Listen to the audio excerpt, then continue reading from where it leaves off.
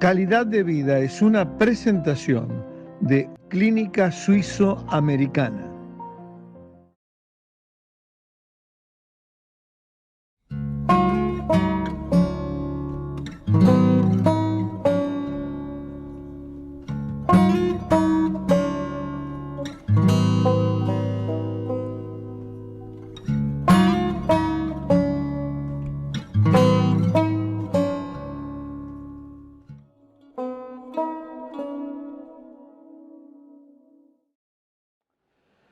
¿Qué tal, amigos? Es un placer iniciar una nueva entrega de Calidad de Vida aquí en el diario El País, como lo hacemos todas las semanas.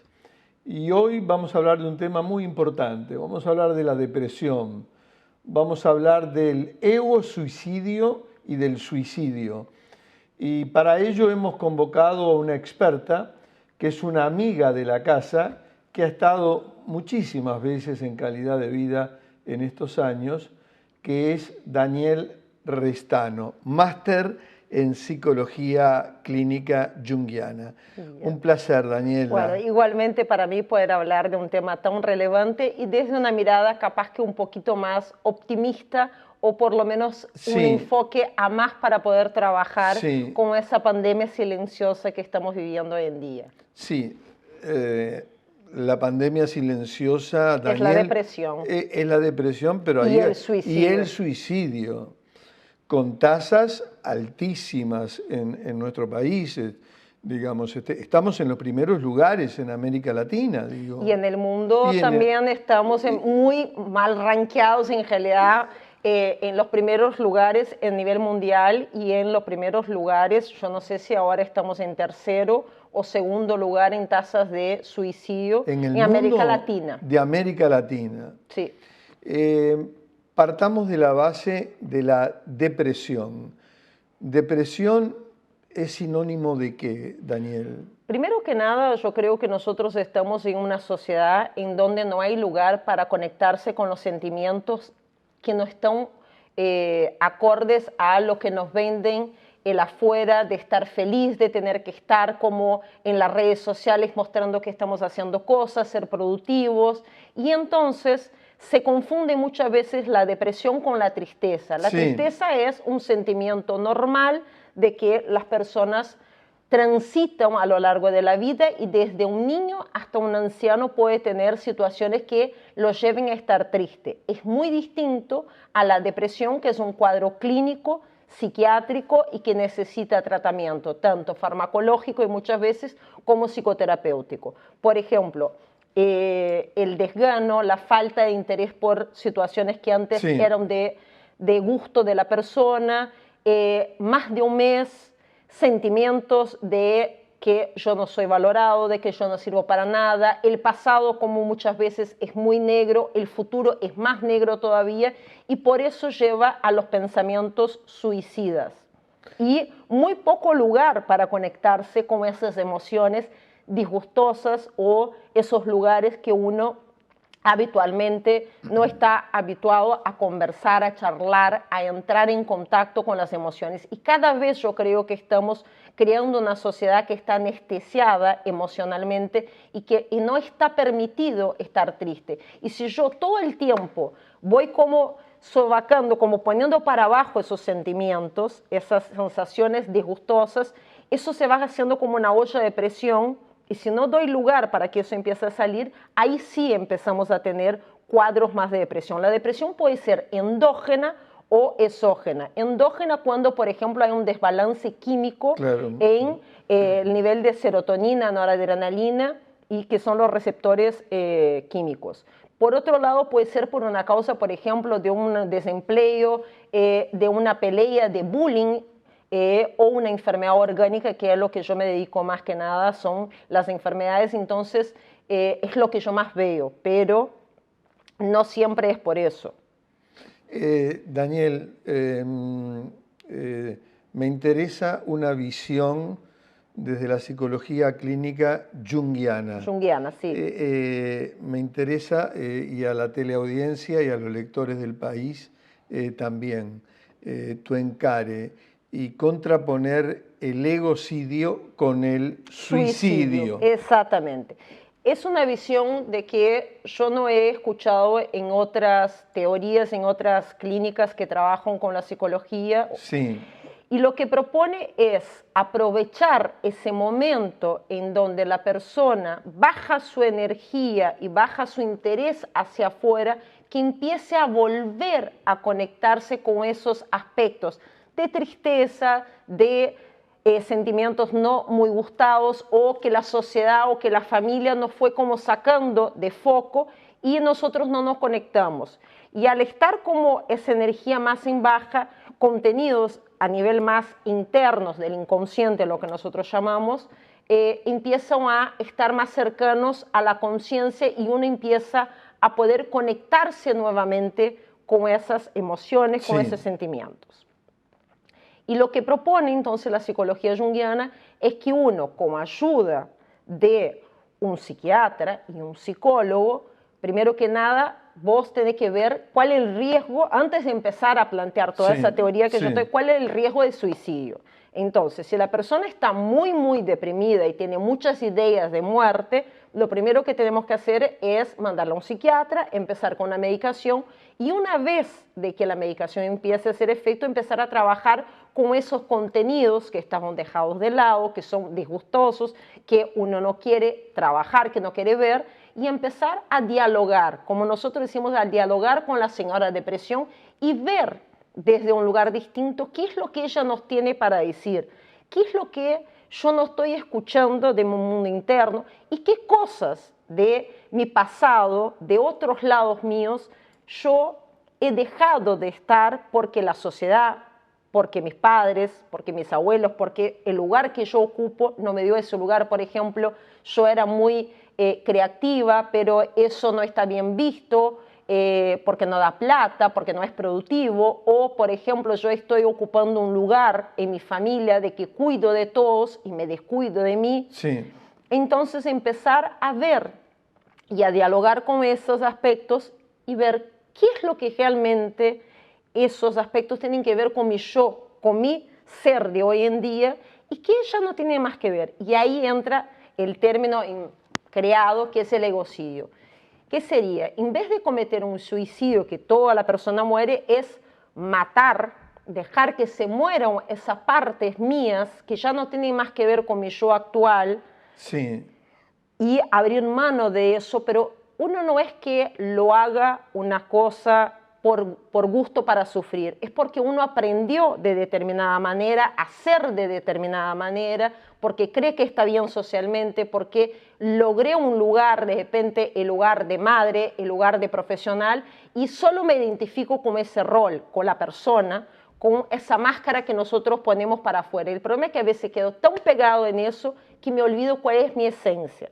Y ahí lo que invita es empezar a dialogar con la esencia de uno, y por más de que sea un proceso simbólico, es un proceso muy doloroso y por eso lo que se indica es que pueda estar acompañado siempre de un psicoterapeuta, de un psicólogo, de un profesional que pueda empezar a entrar en esos lugares más oscuros, pero que la persona pueda entender por qué tuvo en un momento esos lugares, qué les ayudó para llegar a donde llegó, pero soltar esa parte, hacer un sacrificio de que deje de lado esa parte de su vida para poder volver a su eje, volver a estar en contacto con su esencia, con el self, con lo que nosotros llamamos, para cuando pueda salir nuevamente a la sociedad, a la afuera, a poder ocupar diferentes roles, uno pueda ser más auténtico con uno mismo. Claro. Daniel, te pregunto, ese proceso es un proceso largo, es un proceso difícil para la persona, más cuando lo estamos contraponiendo con ideas suicidas. Tú lo has señalado claramente, que esa persona tiene que estar asistida por un psiquiatra, por un psicoterapeuta, por un apoyo de la familia. Un apoyo, bueno, también es bien importante los afectos de la familia. Cuesta salir.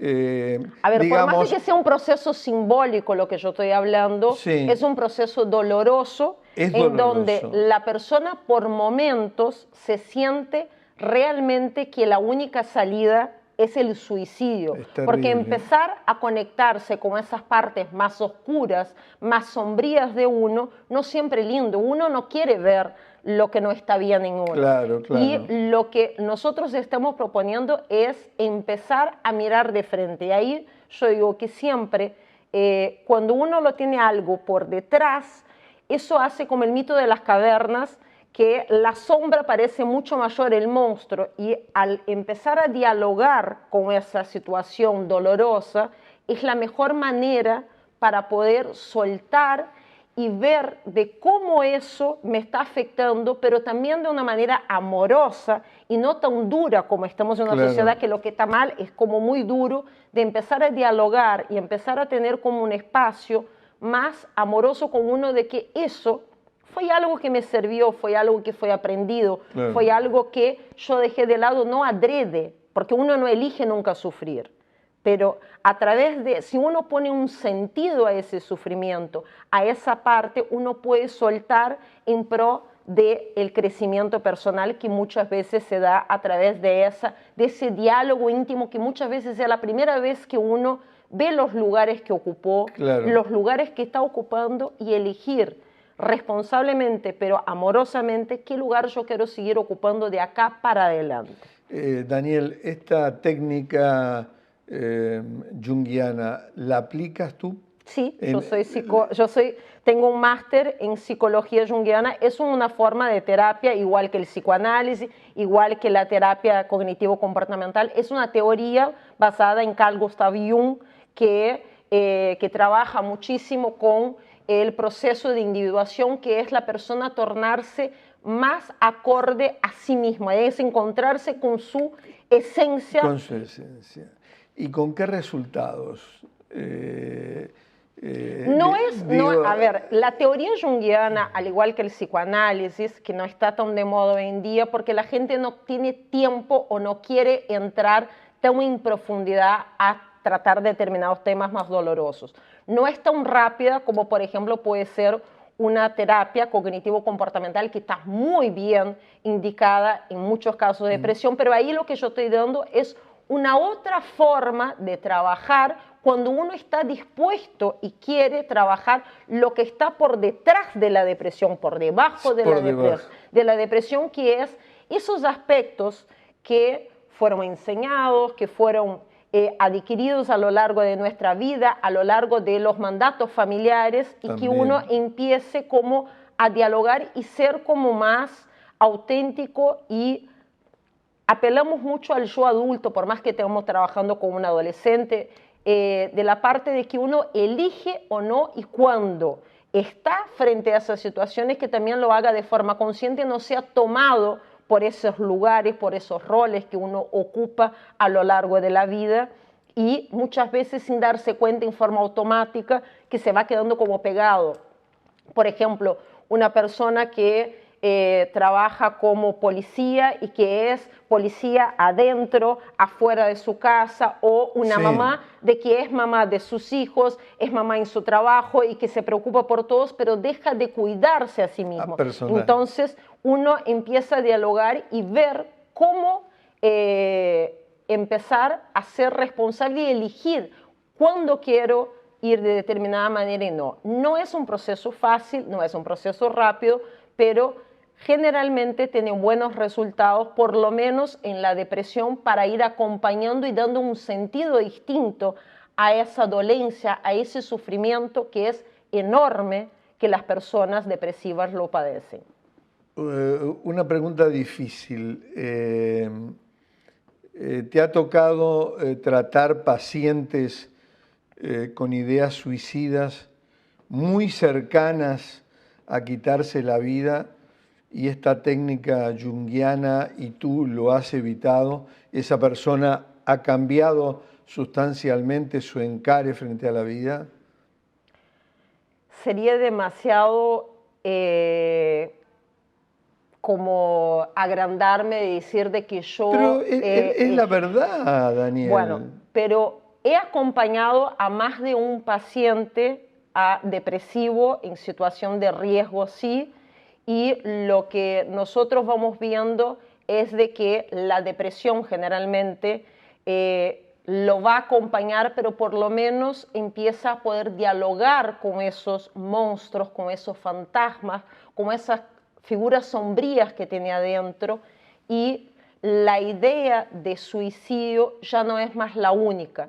Sigue estando de repente, y obviamente no se piensa trabajar solo con psicoterapia en pacientes de riesgo, entonces muchas veces el diálogo tiene que ser muy cercano con el psiquiatra para aumentar en momentos de mayor crisis, Claro. Estar con la familia, como amigos, Claro. si hay riesgo, tener más de una consulta semanal, pero a lo largo del tiempo, en 6 meses, 7 meses, 1 año, el paciente puede empezar ya a sentir cambios y empezar a sentir de que por lo menos entiende cuando aparecen esas ideas, desde qué lugar aparecen, y poder dialogarlas y elegir muchas veces salir de eso, o cuando no puede salir, por lo menos pedir ayuda y no entrar en ese lugar de que no hay otra forma de ver. Daniele, te agradecemos muchísimo la presencia como siempre, además poniendo en conocimiento nuestro y de todo el público esta técnica junguiana y contraponiendo el egocidio con el suicidio, un tema que realmente nos preocupa a todos como sociedad uruguaya, porque vemos que las cifras de suicidio avanzan en todas las edades. Antes de la entrevista hablábamos de jóvenes, de adolescentes, de adultos incluso mayores. De niños. Y tú me dijiste, Daniel, exactamente, incluso de niños. Ojo, yo acá con ese planteo no estoy romantizando la depresión. La depresión es una enfermedad grave que tiene que ser tratada con un equipo multidisciplinar, pero lo que yo planteo es una forma más de abordar a la depresión, y entrando, además de contrarrestar los síntomas que son gravísimos de las ideas, de la falta de motivación, de que la persona no es que esté desganada, tampoco uno a veces como familia, como amigo, ay, tenés que salir a dar un paseo. La persona lo que más quiere es salir de esa situación, de esos pensamientos que lo invaden y todo, pero es una manera de empezar a dar herramientas para que la persona pueda empezar a dialogar con esos monstruos internos que muchas veces no tienen otros espacios para poder hablar. ¿Por qué? Porque nuestra sociedad no da espacio para todo lo que sea disgustoso, solamente damos medicación. Entonces acá lo que estoy proponiendo es una forma de dialogar, pero sin romantizar una enfermedad muy grave. Es, sí, buscar una forma simbólica de no llegar al suicidio, una forma de terapia, una forma bastante más complicada, pero a la vez de entender y tampoco sacar ese lugar de tanta culpa que la persona muchas veces vive la depresión, porque la persona se siente de que además es culpable de sentirse así, y no es así. No es así. Daniel, otra vez gracias. Bueno, gracias a ustedes por dar esos espacios tan importantes para poder por tu presencia y por traernos esta técnica que no la conocíamos y seguramente el público tampoco, y que viene a atacar una de las pandemias que sufre el mundo y particularmente la sociedad uruguaya. Pronto nos reencontramos. Muchas gracias. Señoras y señores, luego de esta clase magistral de la psicóloga brasileña de origen, pero ya la sentimos uruguaya, Daniele Restano, nosotros nos despedimos desde el país y con calidad de vida. Hasta la próxima semana. Calidad de Vida fue una presentación de Clínica Suizo-Americana.